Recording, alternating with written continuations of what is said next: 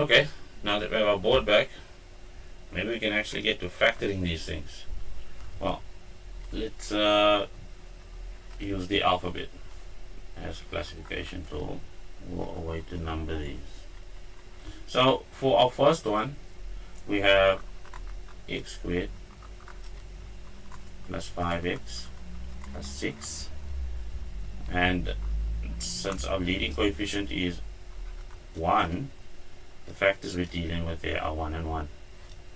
And I like to use a separator, just a line to separate. So these two factors multiply together, give me back 1. To get 6, you can use either 1 and 6 or 2 and 3.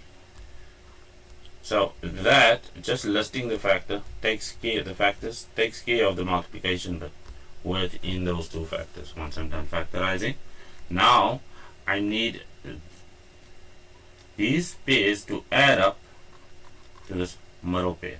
Now given that the middle term is positive and the constant term is positive, I just need these things to be positive and add up to 5. And the only way I can do that, it's pretty obvious, is 2 plus 3 is equal to 5. And how can I see that? Well, 1 times 2 gives me 2, and 1 times 3 gives me 3. 2 plus 3 gives me 5, and that's how I sort them out. So it's 1x and 1x, and then there's a 2 and a 3, which come from there, not here. Now similarly, I'm going to go to B, and then we'll have x squared minus 5x plus 6. Again, I know that the signs are going to be exactly the same in this case. They'll be negative because it's determined by this middle term over here. I'll have x and x, which I can take, just being lazy and making use of these.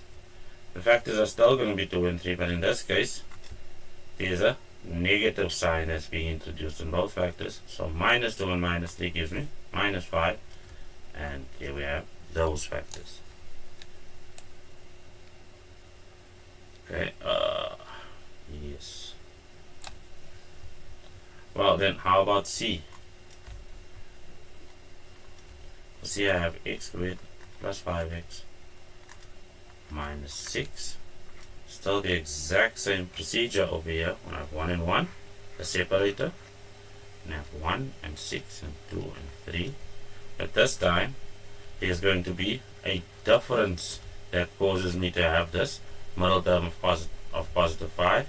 And here I can see, well, my multiplication goes this way, 6 and then 1, and it's clear that plus 6 minus 1, like I said in the previous but that the sign of the middle term goes to the biggest factor.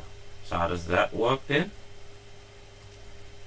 Well, we end up with x plus 6 and x minus 1. As we can see,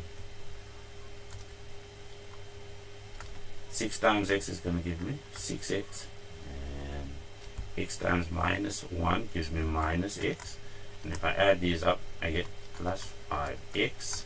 So these written in green, or the bits done in green, is sort of my double check. You check outside, and this is my outside bit, and this is my inside, just to double check quickly. And then finally we have x squared minus 5x minus 6. Let's get our sets of factors together. So again, let's look at the multiplication. That's going to give me 6. That's going to give me 1. What do I have? Well, the middle term is negative, so the biggest value, or the biggest value factor, needs to be negative as well. So that's going to be negative, that's going to be positive, and that will give me minus 5, which is good. So our factors will be x and 6, 6 being negative, and x and 1, with that being positive. And if I do my outside inside check again, that's negative 6x. So my outside check. That's just x.